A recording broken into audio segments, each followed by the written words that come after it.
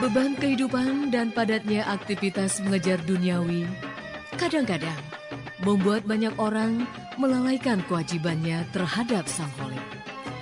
Untuk menerangi kolbu yang gelap dan mengharap hidayahnya, sesaat lagi kami mencoba mengetengahkan lentera hati.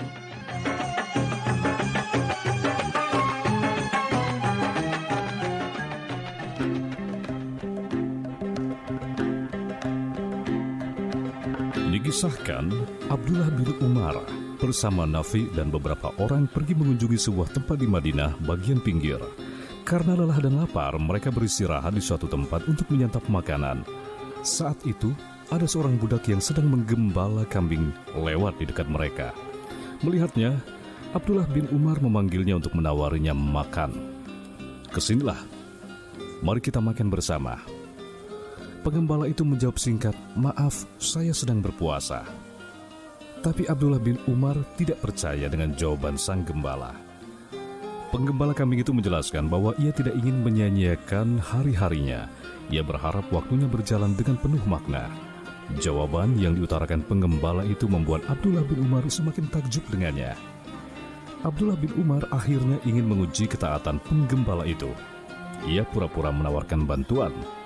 Ia bertanya kepada penggembala itu, siapa tahu ia berkenan menjual salah satu kambing yang ia gembala kepadanya.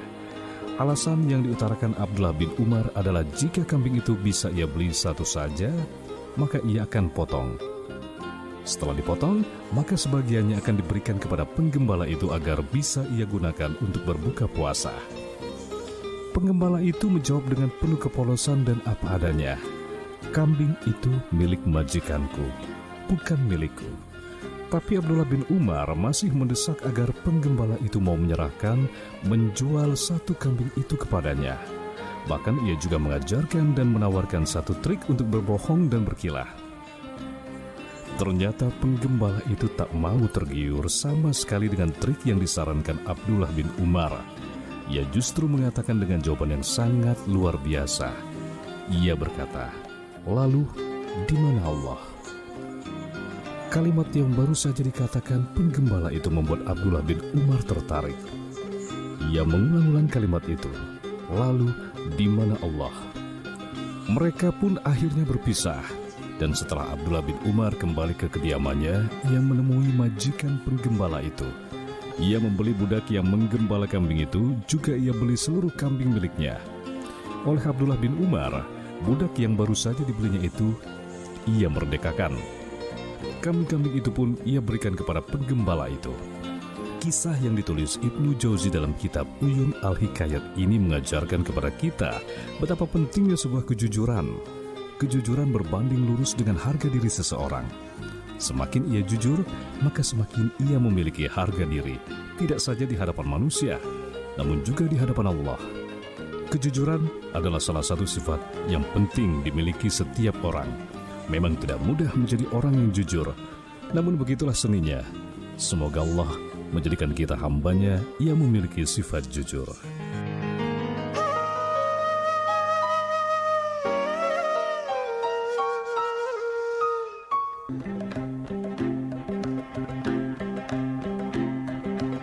Baik pendengar, masih dalam lentera hati dengan kisah teladan Islami lainnya. Zaid bin Sabit adalah sekretaris Rasulullah. Ia merupakan salah satu sahabat yang pertama kali dipanggil Rasul ketika ada wahyu yang turun. Salah satu tugasnya adalah mencatat dan menuliskan setiap wahyu yang diterima Rasulullah.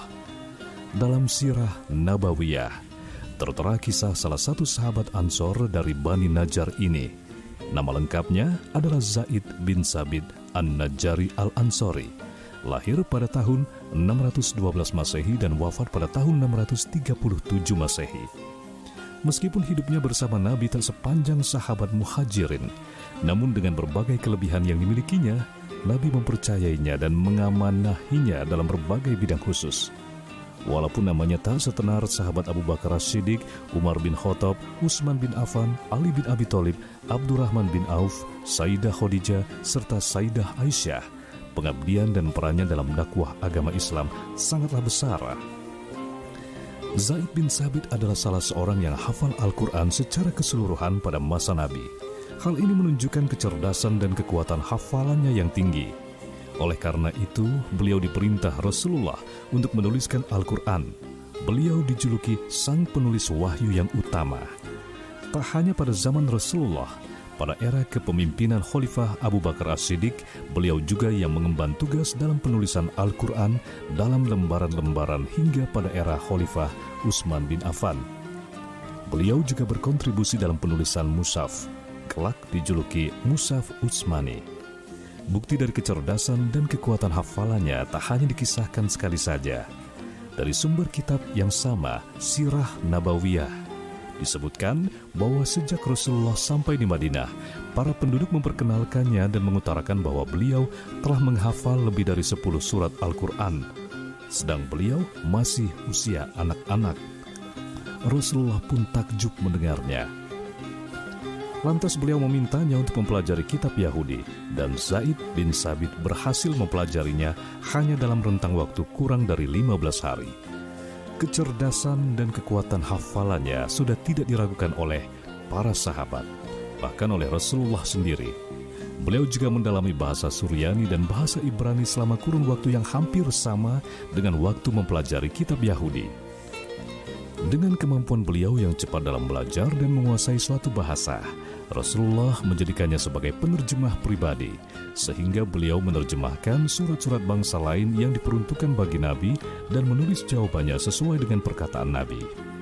Beliau pula yang menerjemahkan kitabah atau pidato Nabi dengan bangsa lain. Sikap Rasulullah yang memerintahkan Zaid bin Sabit untuk mempelajari bahasa bangsa lain menandakan kepedulian Nabi yang besar dalam hal keilmuan dan kebahasaan umatnya, terutama yang berhubungan dengan hablu minan nas, tak hanya amalan-amalan yang berkonotasi kepada hablu minallah. Hal ini secara eksplisit Rasulullah menyuruh umat muslim untuk mempelajari dan mengambil hikmah dari budaya bangsa lain, sekalipun mereka orang yang tidak beriman kepada Allah.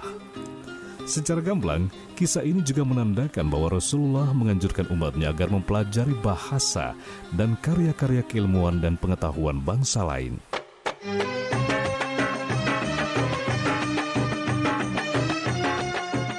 Demikian Lentera Hati. Terima kasih perhatian dan kebersamaannya.